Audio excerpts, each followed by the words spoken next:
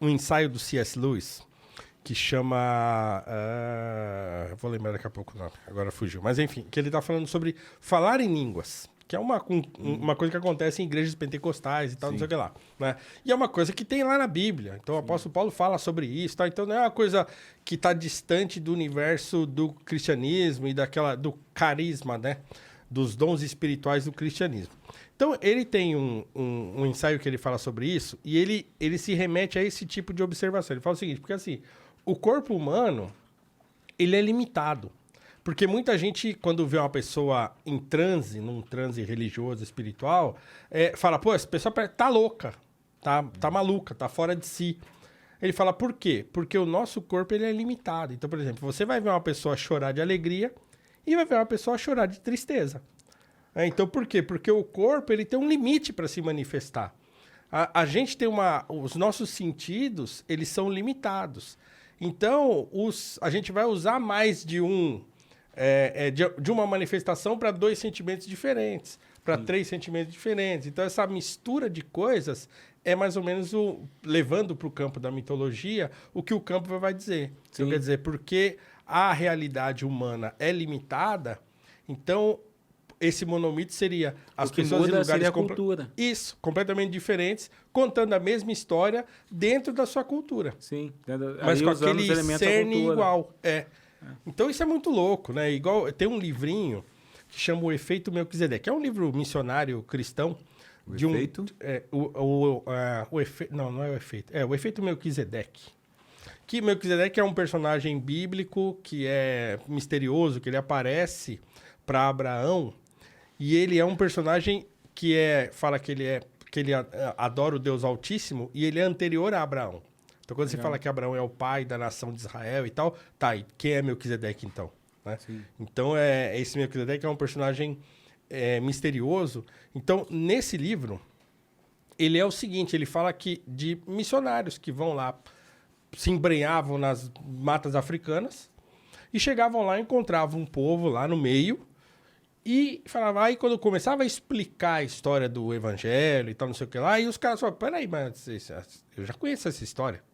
Não é porque os meus antepassados falavam. Com outras palavras. Com outras palavras, de um Deus que morreu e ressuscitou, e não sei o que e tal. Então ele conta várias histórias em que essas coisas acontecem. A anunciação, por exemplo, a anunciação de Jesus para a Virgem Maria... Fator Melquisedeque, perdão, para quem não... O Fator Melquisedeque, um livro do Don Richardson, muito interessante, inclusive. A anunciação de Jesus para a Virgem Maria é uma história parecida com uma anunciação que aconteceu com Ra e com a deusa Ísis também. Então, você tinha essas histórias se repetem. Por exemplo, tem uma função mitológica que também é presente em todos os lugares, que é o animal sagrado. Então, o animal sagrado sempre está relacionado ao trabalho e à alimentação ou à vida, ao convívio daquela comunidade. Então, por exemplo, o Campbell diz que para os nativos americanos, os ameríndios americanos lá, você tinha o bisão, porque eles caçavam esse bisão. Na Índia você tem a vaca, porque é populoso. E para o cristianismo você tinha o peixe, que é um símbolo porque é uma comunidade de pescadores. Então você sempre... É natural de você olhar ao redor, do povo olhar ao seu redor e falar, o que tem aqui? Qual que é o nosso símbolo da vida? O nosso alimento principal? Então, de alguma maneira diferente, eles consideravam ou esse animal um deus ou símbolo para uma divindade, tá ligado? Aqueles que estão assistindo a gente, esse tema suscita emoções nos cristãos, caramba, sobretudo. Porque assim, a gente lida mal com isso. Os cristãos lidam mal com isso, por quê? Porque não são ensinados. Essa é a verdade, assim. A gente não estuda essas coisas. É um tema que eu trato no meu curso Filosofia e Fé, tem uma aula sobre isso. Porque eu acho esse negócio super importante, porque as pessoas não sabem lidar. Quando você fala não isso... quer dizer que não está desqualificando Exatamente. a experiência bíblica. Está falando sobre uma experiência humana, tá ligado? E anterior, entendeu? É um negócio que está num outro campo, né? Então, assim, é o que você falou, não é desmerecendo nada, mas é compreendendo como é que essas coisas dialogam sem demonização. Porque quando eu dou aula de filosofia... e que eu vou falar de mito, eu faço questão de incluir a mitologia africana.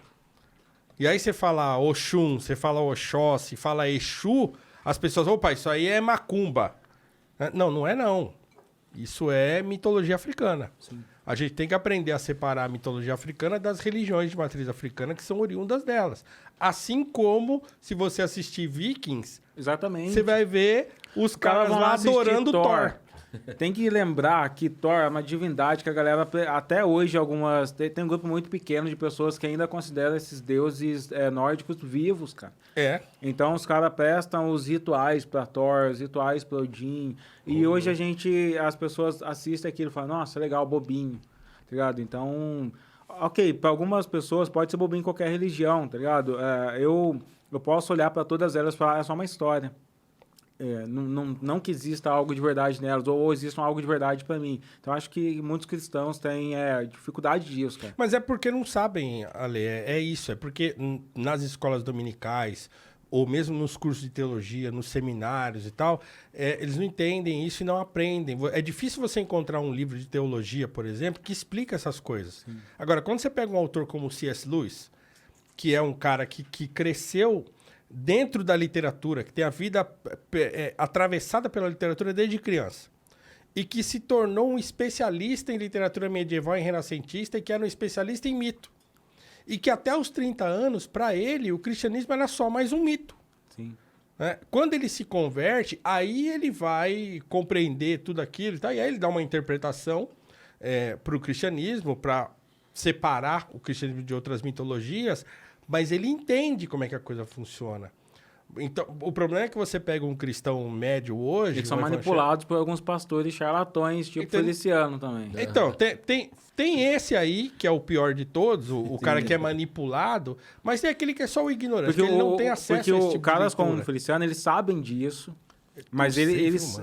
Cara, eles sabem que estão falando bosta, mano. Não, eles sabem que eles estão manipulando. Eles sabem que falar com ferocidade, que ativar as emoções pra galera lutar contra, é um fator de mobilização social, tá ligado? Eles sabem. Então, sim, não que eles conheçam tudo isso, mas eles são manipuladores. Isso sim. Então é isso, tem muito de ignorância, porque as pessoas simplesmente não têm acesso a essa literatura. Essa literatura não é divulgada dentro das igrejas, né? Essas coisas são demonizadas.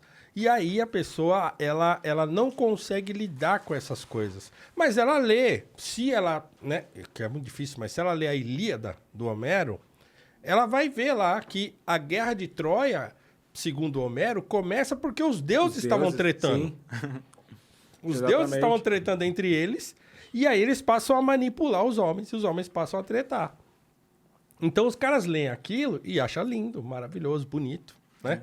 Aí o cara, quando ele vai ler uma história da mitologia africana e vê lá os nomes que ele está acostumado a ver aqui associados às religiões de matriz africana, ele não consegue lidar com isso. Eu acho que assim, se você não acredita em uma matriz africana, leia como se você estivesse lendo uma história qualquer, cara. Exatamente. É só acreditar que não, assim, eu às vezes não entendo, ou entendo, por que a galera tenta ainda demonizar o povo de matriz africana nas igrejas. Porque no Brasil, mesmo no Brasil, não é um número tão expressivo. Parece que todo mundo, se a gente abre as portas, está encontrando um cara do candomblé e da Umbanda por aí pela rua, cara. E não é uma realidade, assim. É a impressão que dá, mas não é a realidade. Não é. Então a galera tá lutando contra o quê, tá ligado? Contra o quê nesse rolê? Eu acho que é sabe aquela impressão de que essa galera tá mais na internet, né? Porque tá se falando muito sobre Umbanda, sobre candomblé, sobre macumba na internet. Mas, assim, tem uma galera mais simples de periferia que tá em outras religiões evangélicas e não tá na internet. O católica. Eu visitei um quilombo recentemente, quilombo do Campinho, lá em Paraty, cara. Que, inclusive, é um dos primeiros quilombos importantes ali para a luta de terras dos quilombolas no país. Eles lideram toda essa organização de quilombos. E aí o representante do quilombo estava me contando que teve uma passagem lá durante alguns anos de alguém de matriz africana lá, montou um terreiro, mas foi curta e a maior parte do quilombo é católico. Por que a maior parte do quilombo é católico? Tem um histórico católico negro brasileiro, porque você tem muitas irmandades católicas que lutaram pela abolição. Então, muita gente gosta de esquecer dessas histórias, mas tem muitas irmandades católicas que pagavam pela abolição. E depois da década de 60, a Igreja Católica liderou a discussão de terras na política. Então foi a Igreja Católica que se aproximou dos quilombos e falou, vou apoiar você no Estatuto da Terra, etc e tal. Então, uma grande parte dos quilombos, até hoje, ela ainda é um quilombo, são pessoas católicas, tá ligado? Não são efetivamente, a gente tá falando, não é, parece que é uma falácia dizer que diretamente todo quilombola vai ser efetivamente de uma ou de outra religião, tá ligado? Sim. E a gente cai nessa armadilha. Eu acho muito importante trazer isso pra gente começar a medir as coisas de uma maneira diferente, né? Porque a impressão que dá, a pessoa aprende um pouco sobre religião de matriz africana, já vai pra internet falar, agora tem muita gente de quebrada, muito simples, que é evangélica há muito tempo e já tem pais e avós e a família toda evangélica e não vai lá falar, Ou mesmo no interior, mano. Você vai na festa de Tietê. A gente falou aqui com alguém aqui. Mano, você vai na festa de Tietê, que é a festa de São Benedito. A festa da Negrada. Uma festa, mano, uma festa linda. Faz toda muitos anos que eu cidadezinha lá fui tem e tal. festa de São Benedito, cara, toda. Então assim, você vê as igrejas do Rosário dos Homens Pretos, que são igrejas no interior, das mais bonitas. Tem no Rio de Janeiro mesmo. A igreja mais importante que tinha ali no final do Homens Pretos é onde? Tem várias. Tem, aqui, a daqui de São Paulo é a da Santa Ifigênia ali. A igreja do Rosário dos Homens Pretos. Então, tem uma igreja, outra igreja, a igreja do como é que é o nome? Que fala do enforcado, lá ali na Liberdade. Sim. Fica bem de esquina ali na Praça da Liberdade. Aquela igreja é uma igreja negra. Sim. A igreja de Santa Ifigênia é uma igreja negra. Santa Ifigênia é uma santa negra. O bairro da Liberdade eu comprei, é um bairro negro, né? Eu tive lá em Curitiba, e aí eu tava lá num lance lá chamado, não sei o que lá, de aço, gaiola de aço, sei lá, uma coisa assim, que é um parque lá de Curitiba artístico, sabe? E aí, tipo, tem uma parada de um lugarzinho que você compra Ópera arte. de arame. Ópera de arame. Daqui a pouco eu tava chamando, eu falei assim, eu tava lá na gaiola das loucas, Eu tava aqui assim, mano, ele falou gaiola de aço, eu tava aqui pensando. Mas, ó, eu falei, mano, isso parece nome de balada LGBT. Não, eu tava na Ópera de Arame, que é um lugar muito bonito, toma um cafezinho e tem um lugar pra você comprar arte, tá ligado? E aí eu tava comprando, e aí dentro desse lugar de comprar arte, eu encontrei uma santa negra, assim, tá ligado? Muito bonita, um prato, uma coisa bem bacana. E eu perguntei, pô, de onde que é essa arte? Ela é de um artista polonês. Ô, louco. Sério, porque tem uma santa negra na Polônia, cara. Na Polônia? Eu acabei comprando essa arte também, vou postar depois no meu Instagram pra galera ver, e é muito louco ver que as referências, que existe que é muito complicado, cara, a gente falar que uma religião... Eu não acredito que a luta antirracista deva ser exatamente de uma só religião. Porque isso é irrealista. E isso é uma coisa que o próprio Malcolm X chegou a essa conclusão na vida dele, né? Ele começou a militância dizendo que só existia um caminho para ser negro no mundo, que era ser do Islã. Né? Ele começa na NOI, falando que se você não fosse do Islã negro, você não servia para a luta antirracista.